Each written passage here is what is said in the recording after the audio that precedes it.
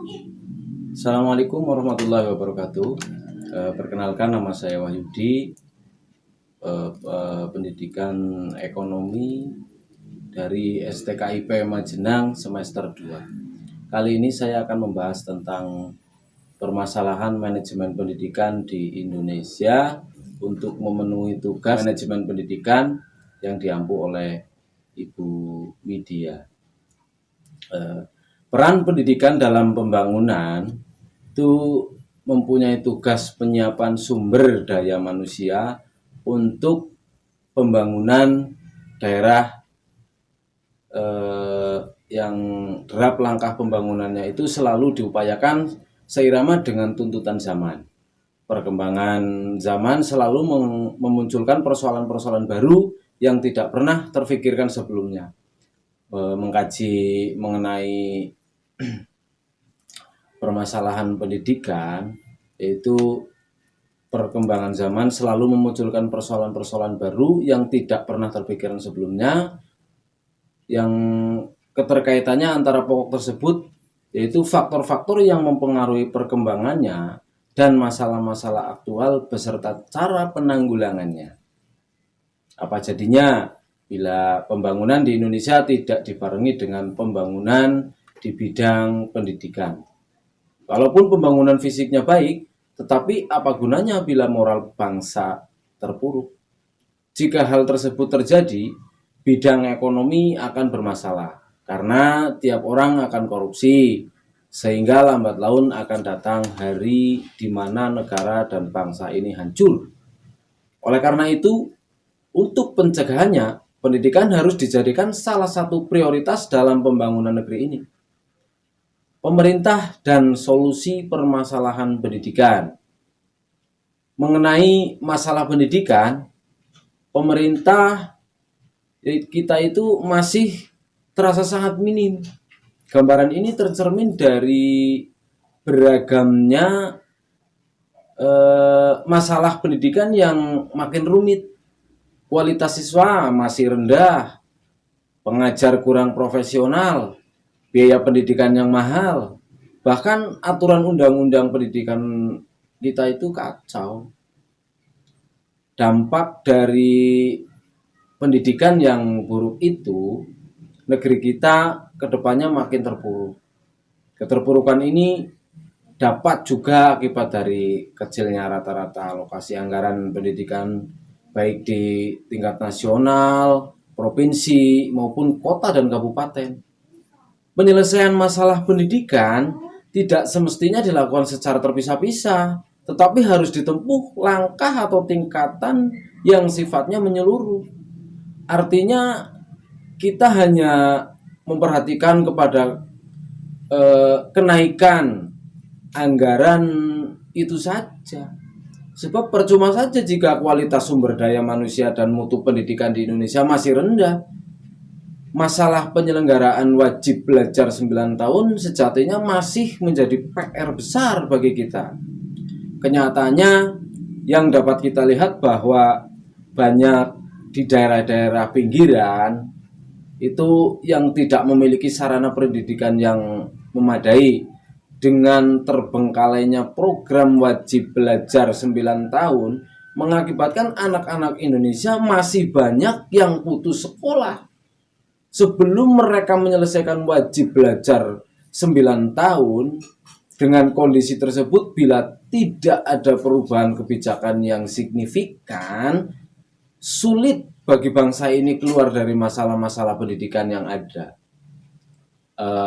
Apalagi bertahan pada kompetensi di era globalisasi yang sekarang kita alami ini. Kondisi ideal dalam bidang pendidikan di Indonesia adalah tiap anak bisa sekolah minimal hingga tingkat SMA tanpa membedakan status, karena itulah hak mereka. Namun hak tersebut sangat sulit untuk direalisasikan pada saat ini. Oleh karena itu, setidaknya setiap orang memiliki kesempatan yang sama untuk mengenyam dunia pendidikan. Jika mencermati permasalahan yang kita sebutkan di atas tadi, itu terjadi sebuah ketidakadilan antara si kaya dan si miskin. Seolah-olah sekolah hanya memiliki orang yang kaya saja, sehingga orang yang kekurangan merasa minder untuk bersekolah atau bergaul dengan mereka. Ditambah lagi publikasi dari sekolah mengenai beasiswa sangatlah minim. Itu sekolah-sekolah gratis di Indonesia seharusnya memiliki fasilitas yang memadai, staf pengajar yang berkompetensi, kurikulum yang tepat, dan memiliki sistem administrasi dan birokrasi yang baik dan tidak berbelit-belit. Akan tetapi pada kenyataannya apa? Sekolah-sekolah gratis adalah sekolah yang terdapat di daerah terpencil, yang kumuh, dan segala kualitasnya atau segala sesuatunya itu tidak dapat menunjang bangku persekolahan. Sehingga timbul pertanyaan, benarkah sekolah tersebut gratis? Kalaupun iya, ya wajar, karena sangat memprihatinkan. Lagi, pendidikan bermutu itu mahal. Kalimat ini sering muncul untuk menjustifikasikan masalahnya biaya yang harus dikeluarkan oleh masyarakat untuk mengenyam bangku pendidikan, mahalnya biaya pendidikan dari taman kanak-kanak hingga perguruan tinggi membuat masyarakat yang miskin itu tidak memiliki pilihan lain kecuali tidak bersekolah. Oleh karena itu, orang yang kurang mampu itu tidak boleh sekolah.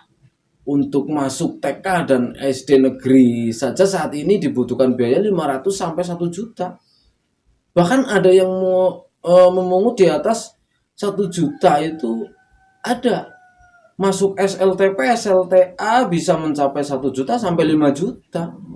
Makin mahalnya biaya pendidikan sekarang ini tidak lepas dari kebijakan pemerintah yang menerapkan manajemen berbasis sekolah. Di Indonesia pada realitanya itu lebih dimaknai sebagai upaya untuk melakukan mobilisasi dana. Karena itu komite sekolah atau dewan pendidik yang merupakan organ manajemen berbasis sekolah selalu disyaratkan adanya unsur pengusaha. Asumsinya apa? Pengusaha itu memiliki akses modal yang lebih luas.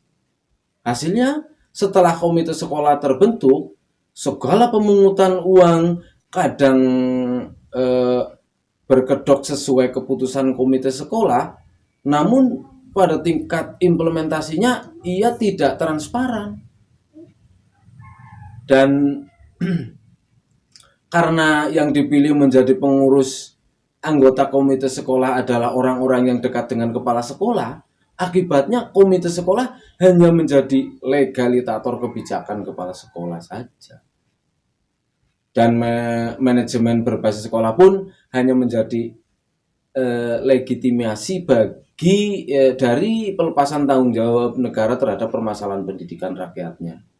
Kondisi ini akan lebih buruk dengan adanya rancangan undang-undang tentang Badan Hukum Pendidikan atau RUU BHP.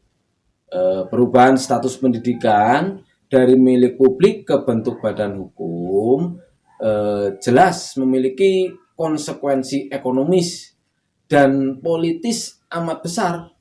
Dengan perubahan status itu, pemerintah secara mudah dapat melemparkan tanggung jawabnya atas pendidikan warganya kepada pemilik badan hukum yang sosoknya tidak jelas.